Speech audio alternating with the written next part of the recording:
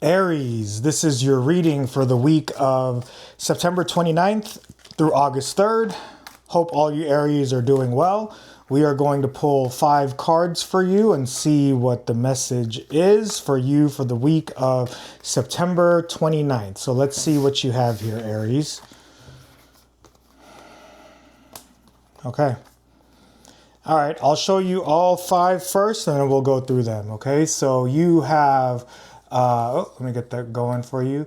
You have the Hierophant to the Knight of Wands, to the 8 of Wands, to the 4 of Pentacles, to the 7 of Cups.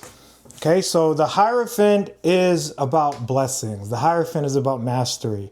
One of the stories of the Hierophant is that he has 3 stages on his crown, and those represent initiation, apprenticeship, and mastery. So what this means is that if there's something that you've been thinking about learning, thinking about doing, you might be able to master that. So think about that, Aries. What is something that you've been wanting to start? Something that you feel like you can be really good at?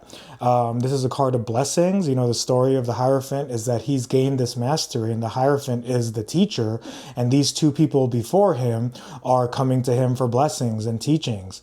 You know, one of the shadows of the Hierophant is that it is about a traditional way of doing things. It represents Taurus, which is a fixed sign. Taurus can be stubborn at times, so definitely be mindful of that. If there's something that you are starting here, something that you are thinking about doing with the Hierophant, where you feel like you could become really good at it, you know, take on that new venture, take on that new adventure, and, you know, be open, but be open to doing things that are also innovative and different. That's the challenge to the Hierophant card, right? The Hierophant can get really good and really masterful at something, but then he's only doing things in a certain way. And this is a Taurus energy. Taurus likes to do things in a certain way. They don't like change. Obviously, they could be very stubborn. So think about what you have been thinking about starting that you feel like you can become really, really good at.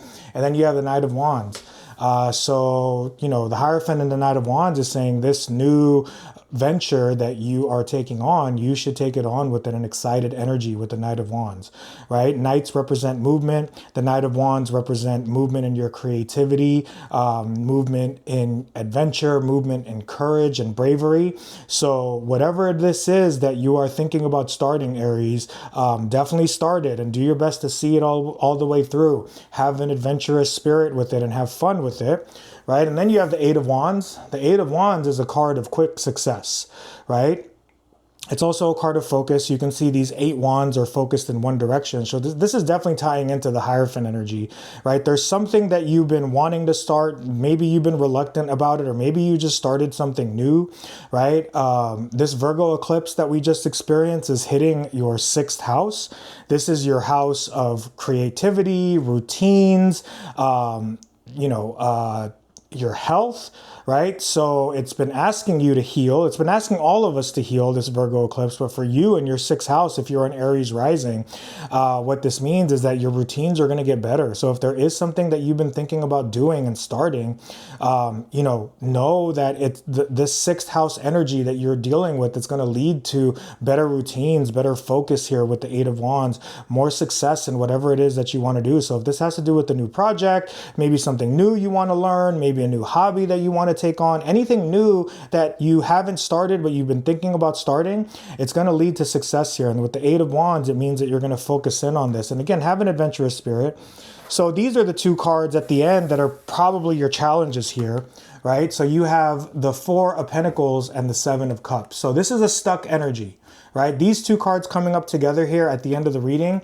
The 4 of Pentacles, you can see the story of it is that he is holding on so tightly to the security that he has. The wealth that he has, the stability that he has, you can see he's holding on tightly with his hands and with his feet, and he's very thankful for that pentacle in his mind or above his mind. But the problem with this card is that it's a card of staying stuck and holding on too tightly and not expanding. So think about the places where you want to expand. It definitely ties into this Hierophant Hierophant energy that is urging you to take on something new. And this could be anything, right? Like, this is a time that's very important for us to be creative, to build our skills, to expand our resources in any way that we can, because, you know, so many things that are staying stuck are going to crumble. That's the world that we're living in right now. Right? If you think about Uranus and Gemini, if you're studying astrology on a deeper level and you think about the energy of Uranus and Gemini is urging all of us to innovate, right? We're going to innovate through technology, through communication. We're going to innovate through, you know, old systems and structures being questioned and broken down. We're seeing this in so many parts of the world. And the big problem is that a lot of people are holding on too tightly to the past, right? So this is an energy that you need to release here, Aries. We all need to release this energy. And again, take on this new venture. And, you know, the last card is the Seven of Cups. So this might be tied into the Hierophant. Maybe there's a lot of things that you're considering, that you want to get going, that you feel like you could be good at, right? But the problem with the Seven of Cups is that he's just looking at these options or these cups in front of him, right? And he's not picking one of the cups. So with the Seven of Cups showing up, especially with that Four of Pentacles, you have to question the stuck energy that's keeping you from doing something new, trying something new, and then just go in one direction. Regardless of whether or not it's something that works or doesn't work, the most important thing is just taking on that action of saying, you know what, I want to do this, I want to try this, I think I could be good at it, and I'm going to get going, right? With the Four of Pentacles and the Seven of Cups, it's saying that you have a lot of stuck energy that you need to address, maybe some stubborn energy that you need to address. So you need to use that powerful Aries initiator energy and just get going. All right, so let's clarify with a couple cards. I'll pull a couple cards from the clarifying deck, and we will see what we come up with to further give us some more answers and clues to this reading. All right, perfect. Right? So you have the Ace of Wands and the Strength card to clarify this reading. The Ace of Wands is a brand new beginning, something new that you're going to start, something new that you're excited about. And it's definitely, you know, leaving behind the old and the archaic and the outdated. And then if you do that, you're going to end up with strength.